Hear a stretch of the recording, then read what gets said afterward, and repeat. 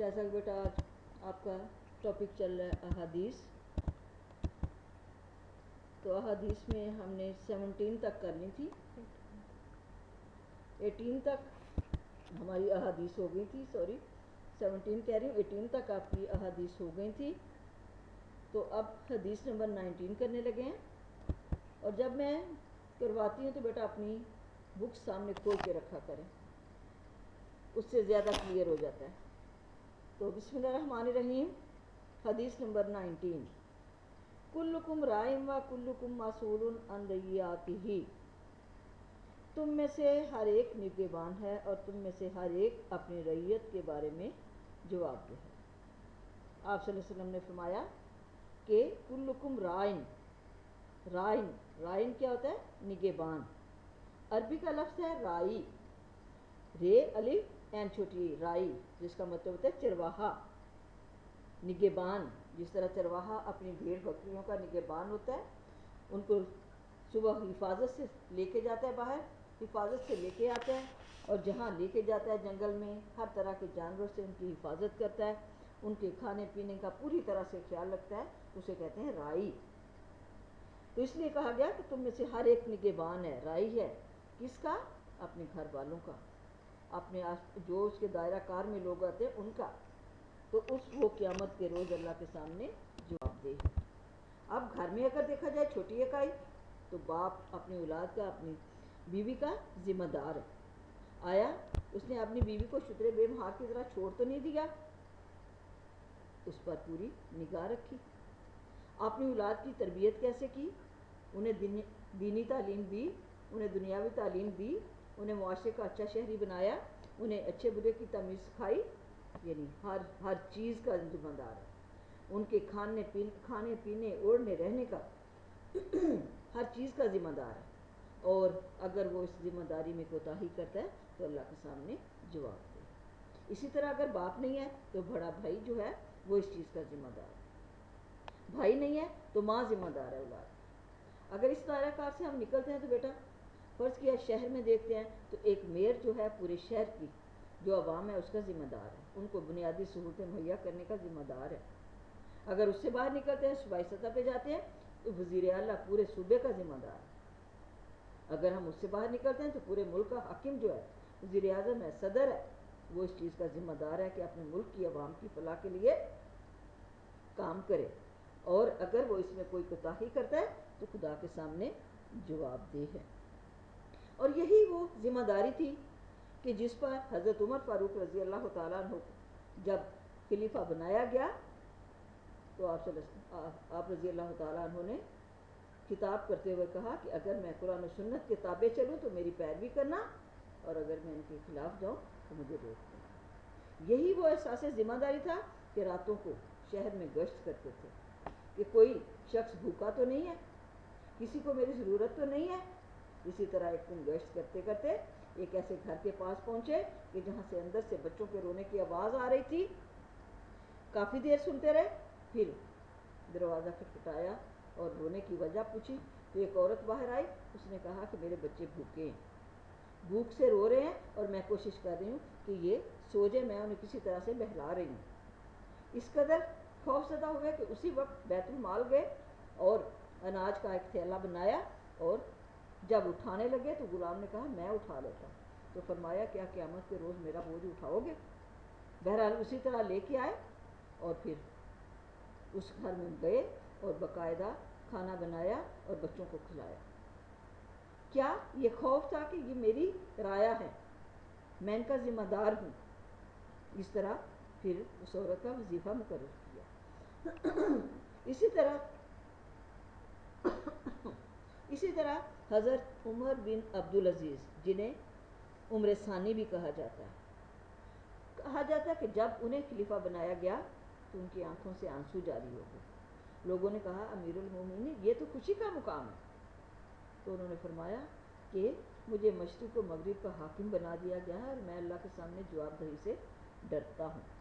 تو اس لیے بیٹا اس حدیث میں یہ واضح کیا گیا ہے کہ ہر شخص کے دائرہ کار میں جو کام آتا ہے اگر وہ پورے طریقے سے سر انجام دیتا ہے تو وہ اللہ کے سامنے سرخرو ہوگا، لیکن اگر وہ پورے طریقے سے سر انجام نہیں دیتا تو وہ معافی کے قابل نہیں ہوگا، کیونکہ ذمہ داری اور نگہبانی معاف نہیں ہو سکتی، چاہے وہ ماں باپ ہیں چاہے وہ بڑے ہیں، یعنی جس کے دائرہ کار میں جو بھی کام آئے گا وہ ہر صورت ادا کرے گا، اور اگر اس میں کوتاہی کرتا ہے تو دراصل اللہ کے سامنے سرخرو نہیں ہو سکے گا، کیونکہ کسی بھی انسان کے لیے معاف نہیں ہے کہ وہ اپنی جو بھی اس کی رعایا ہے یا جو اس کے کفالت میں لوگ آتے ہیں ان کی ضروریات پوری نہ کرے یا ان کے مسائل حل نہ کرے۔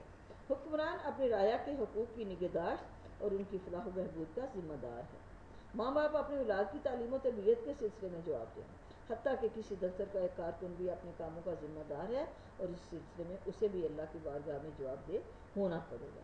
لہٰذا بیٹا ہم پہ یہ لازم آتا ہے کہ ہم اپنی ذمہ داریوں کو دیانتداری اور محنت سے ادا کریں تاکہ اللہ کے سامنے سرخرو ہو سکیں، کیونکہ قرآن پاک میں ارشاد ہوتا ہے وَلَا تَزِرُ وَازِرَةٌ وِزْرَ أُخْرَىٰ، اور اس روز کوئی کسی دوسرے کا بوجھ نہیں اٹھائے گا، یعنی قیامت کے روز کوئی کسی کا ذمہ نہیں لے گا، ہر کسی کو اللہ کے سامنے اپنے اعمال کی جواب دہی خود کرنی ہے۔ اس لیے اللہ کے سامنے اگر سرخرو ہونا ہے تو اپنے اعمال جو ہیں یا اپنے دائرہ کار میں آنے والے لوگوں کے حقوق کا خیال رکھیں۔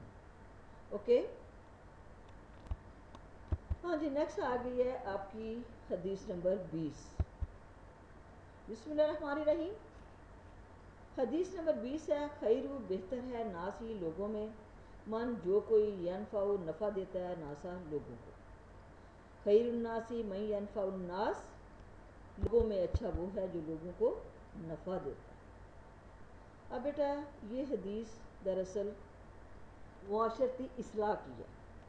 معاشرے میں رہتے ہوئے ایک انسان دوسرے کے انسان کے ساتھ بے شمار کاموں میں ایک دوسرے کے ساتھ دیتا ہے، ایک دوسرے کو فائدہ پہنچاتا ہے، ایک دوسرے کو نقصان پہنچاتا ہے، لیکن کہا گیا ہے کہ جو اچھا انسان وہی ہے جو دوسروں کے فائدے کے لیے کام کرتا ہے، دوسروں کو نفع دیتا ہے، اپنی زبان سے اپنے ہاتھ سے دوسروں کو تکلیف نہیں دیتا، دوسروں کو اذیت نہیں دیتا، خلق خدا کو فائدہ پہنچاتا ہے اور ان کی مدد کے لیے ہمیشہ کوشاں رہتا ہے، اور جہاں تک ہو سکتا ہے لوگوں کے صرف کام میں، لوگوں کی کسی بھی جگہ پہ اگر کسی کو اس کی مدد کی ضرورت ہے تو وہ کوشش کرتا ہے کہ لوگوں کی مدد کرے۔ ہمیں بھی چاہیے کہ ہم لوگوں کی مدد کریں، کیونکہ کسی شاعر کا ایک شعر ہے کہ نام اگر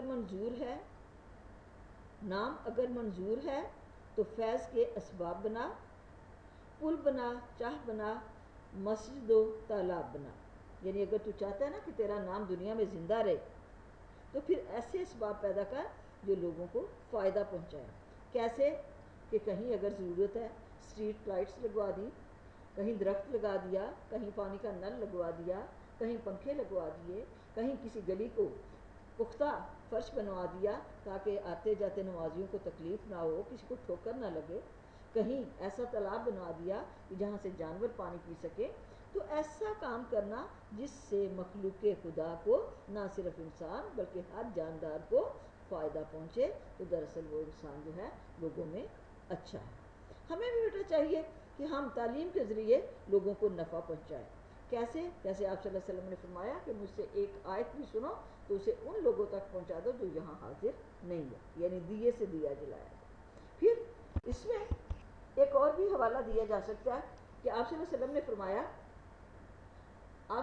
نے فرمایا کہ لوگوں کے کام آؤ، نیکی کا حکم دو اور برائی سے روکو۔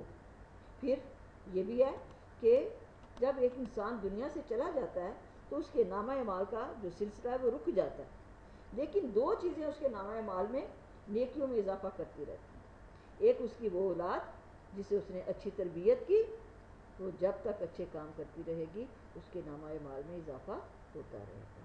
اسی طرح اگر کچھ صدقہ جاریہ ایسا کر گیا، کہیں اس نے مسجد بنوا دی، کہیں مدرسہ بنوا دیا، کوئی ہاسپٹل کھلوا دیا، کہیں کوئی تعلیمی ادارہ قائم کر دیا، کہیں کوئی اس نے ایسا کام کر دیا جس سے مخلوق خدا کو فائدہ پہنچے، کوئی درخت لگا دیا جس کی چھاؤں میں انسان بیٹھیں، جانور بیٹھیں، یعنی کوئی ایسا کام، تو جب تک وہ مخلوق خدا اس سے فیض یاب ہوگی تب تک اس کے نامہ اعمال کی نیکیوں میں اضافہ ہوتا رہے گا۔ ایک اور کہا جاتا ہے کہ اگر ایک کسان کھیت بوتا ہے اس میں بیج ڈالتا ہے، اس نے فصل کے لیے بیج ڈالا ہے، لیکن اگر اس میں سے کچھ رند پرند کھا جاتے ہیں، کوئی جانور جب فصل نکلتی ہے اس میں سے منہ مار دیتا ہے، تو یہ بھی اس کے لیے فائدہ۔